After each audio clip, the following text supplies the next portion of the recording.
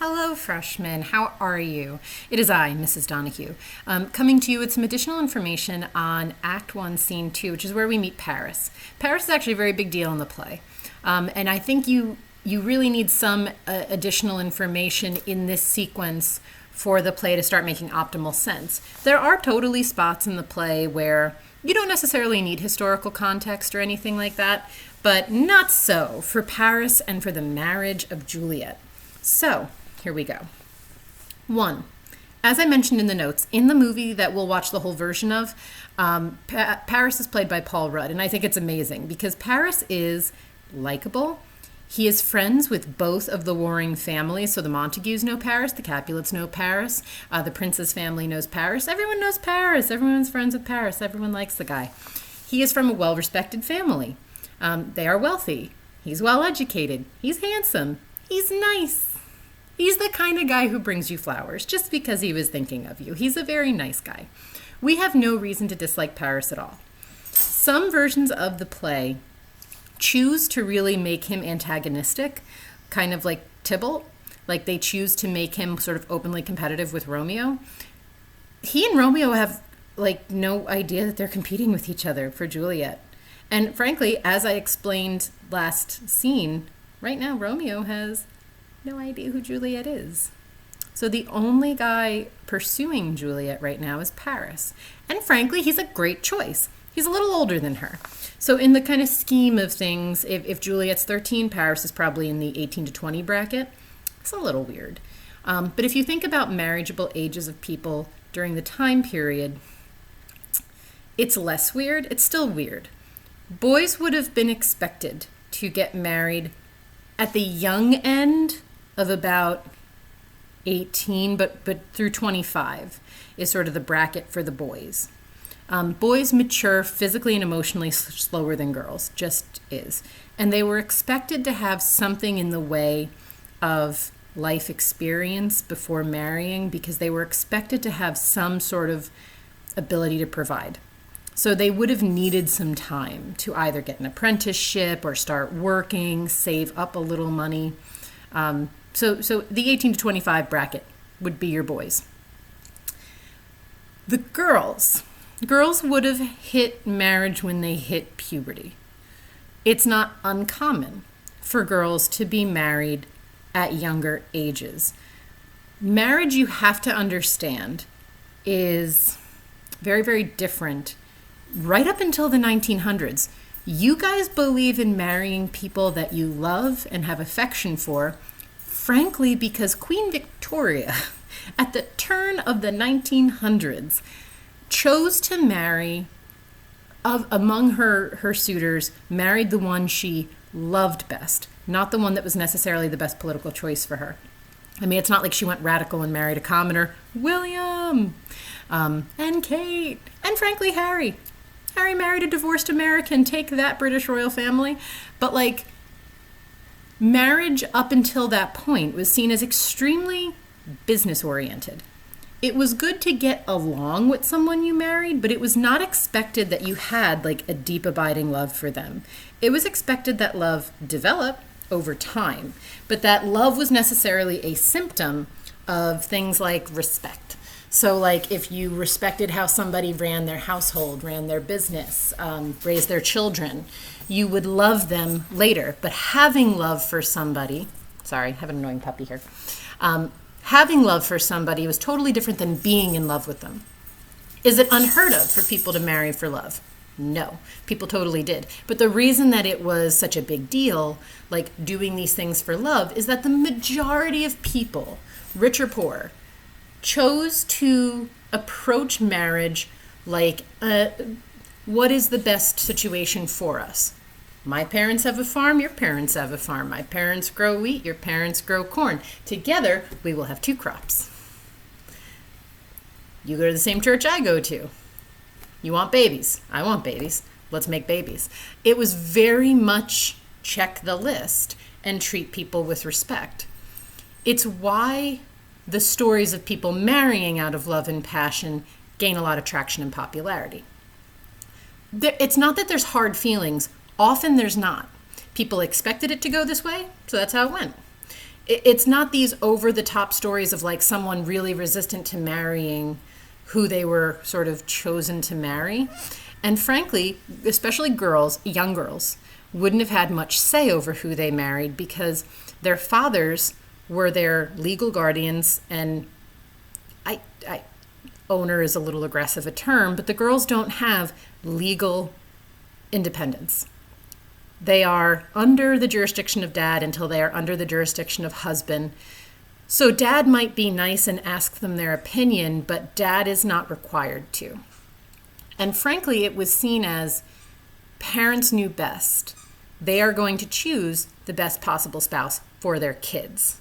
So the trust was in dad to do business. Potential suitors would have talked directly to dad. So there's nothing weird about the scene of Paris going like, so what do you think? Do you think we can make an arrangement here? Paris has his eye on Juliet. The impetus was usually on the boys. The boys had to become attracted to the girls and approach the girls' fathers. Girls didn't approach boys' parents about it.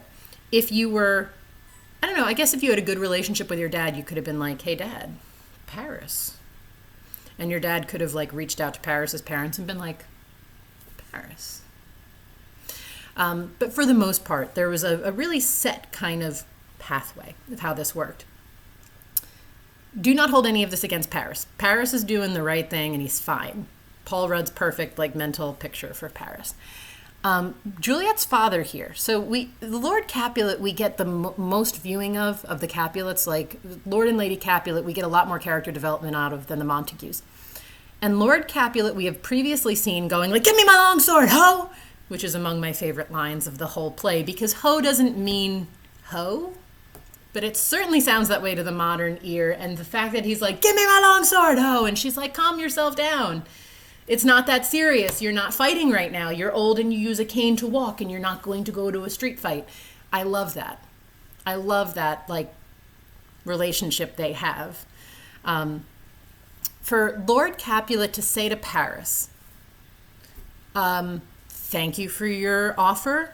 We really like it, but my daughter's too young. So if you want her, you have to wait until she's 15. I am not comfortable with marrying my 13-year-old off.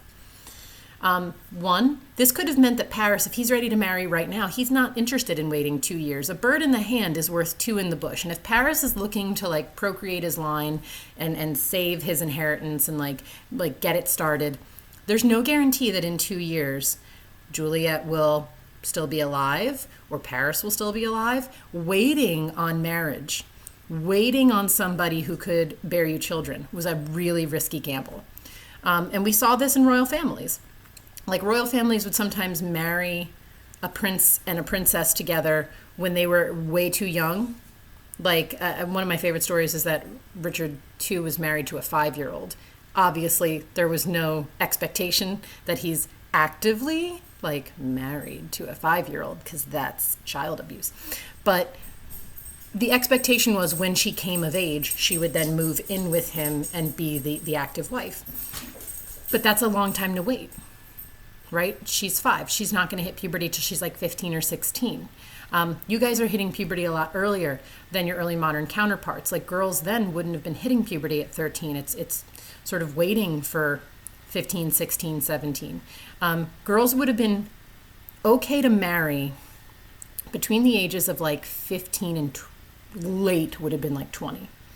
Like girls who are not married by 20 are starting to look real stale on the shelf. Basically because of the fertility window. Hang on, puppy. So, girls would have been at their most useful to procreate, to have babies. You don't want to marry a girl who's not able to have babies yet because you're gambling that everyone is still alive to continue the family line when she's ready. So like when Richard II married the 5-year-old, he was a really unpopular king who had a target on his back. And it didn't end well that his wife that he was married to was like 8 when he got assassinated because he had no heir. She was now, a widow at 8. No one has to marry her again. Technically, this is catbird seat for her. She's in the prime position.